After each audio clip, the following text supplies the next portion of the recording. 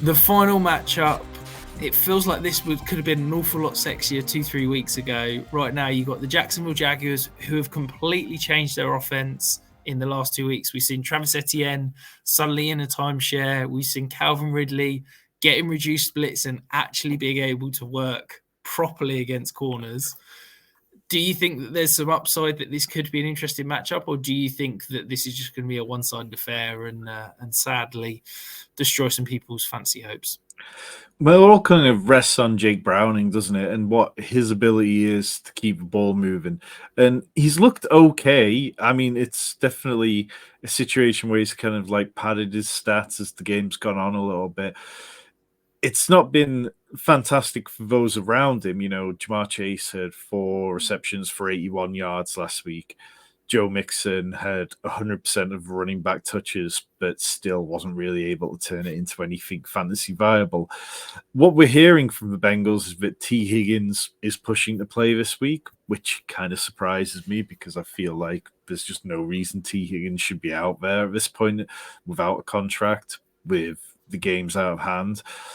Tanner Hudson, he's had at least 4 catches in 4 straight games. The Jags, they allow 12 most fantasy points to tight ends. So if you play in DFS Showdown looking for a bit of a dart throw, I don't mind him. Tyler Boyd, he's been wide receiver 62 and 74 over the last 2 weeks. So I'm kind of really struggling to come up with an argument for him because he's a player who needs volume and he needs those catches to get anywhere. And he's just not going to do that with Jake Browning. On the Jags side, yeah, Calvin Ridley's coming off his 2 most productive games back to back all year. He's at 192 yards, 3 touchdowns, and a 2-point conversion combined across the last 2. And it has come at the expense of Travis Etienne, who is now in a timeshare, as you mentioned. And for Etienne, it's 3 straight games outside the top 20. But the Bengals, their run defense ranks 29th in DVOA. So we saw last week that Najee Harris, Jalen Warren could pretty much do what they wanted against the Bengals run defense. For just this Bengals team, with or without Joe Burrow, wasn't going to make a deep playoff run this year because the defense has regressed enough.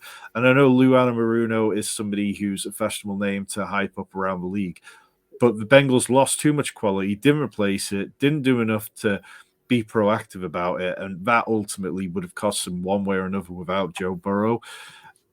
In terms of Christian Kirk, I'm finding him a bit of a hard start this week because he's only had 7 receptions combined in the last 2 games. I think that you can tell yourself a story where, okay, he does okay here, but I'm not sure. I'm not sure it's going to be this week for Kirk. And then, if the Jags are really doing what they want, maybe they finally get Evan Ingram his touchdown. Still no touchdown this year. The Bengals allowed a 3rd most fantasy points to the tight end position. And Trevor Lawrence has talked about wanting to get Evan Ingram a touchdown. That kind of stuff seems to matter.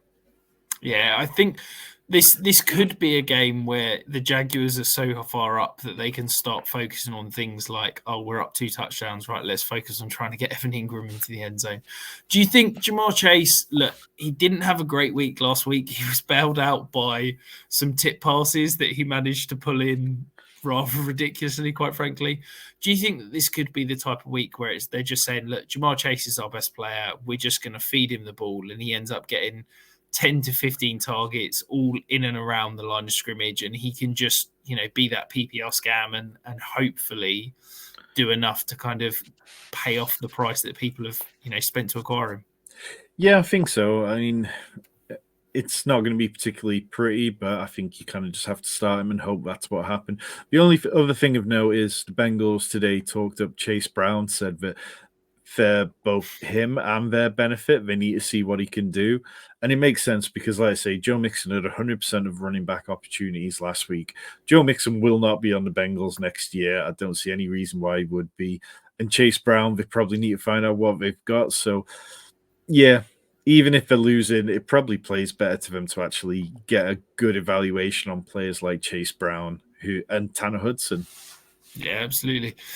Couple of questions in the chat. We're saying Cruz is asking McBride or Ferguson. This is McBride for me. I'm not overly concerned by the injury report. Do you agree? Yeah, I don't think that the Cardinals would have released Zach Ertz today if they had any worries about Trey McBride. Yeah, agree.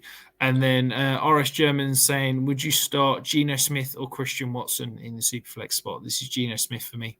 Yeah, it's Geno Smith. I really dislike starting non-quarterbacks in the Superflex spot unless I absolutely have to. And even though it's against the Cowboys, I think I've just got to lean towards that quarterback spot.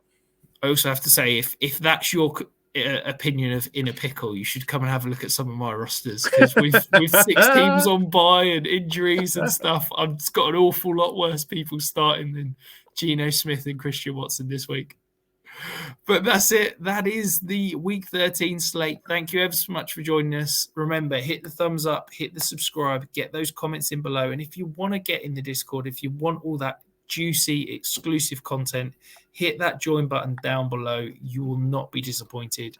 We'll be back later in the week. Tom will have his DFS videos. Of course, I will have a fantasy game day video. Best of luck for those of you playing players in the Thursday night game. And of course, best of luck for later in the week.